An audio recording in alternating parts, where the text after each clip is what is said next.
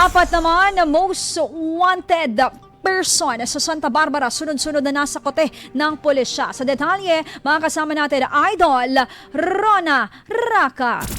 IFM News. Matagumpay na naaresto sa magkakasunod na operasyon ang mga tukoy na most wanted person sa bayan ng Santa Barbara, Pangasinan. Ang mga nasakote ng pulisya ay top 5, 6, 7 at 8 most wanted person na tatlong lalaki at isang babae at pawang nahaharap sa kasong Estafa. Ang mga suspek ay residente sa barangay Leet sa nasabing bayan. Ayon sa panayam ng IFM Mews Dagupan di Santa Barbara Police Station, Duty Officer Police Lieutenant FERDINAND Abulensya, ang mga sangkot ay kasama sa isang umano'y online paluwagan at natanggap ang reklamo na posibleng mula mismo sa dati nilang kasamahan. Kulong ang Apat sa Santa Barbara Municipal Police Station Detention Facility at harapin ang nasabing kaso. Mula rito sa IFM Dagupan, ito si Idol Rona Raka. Tatak, IFM.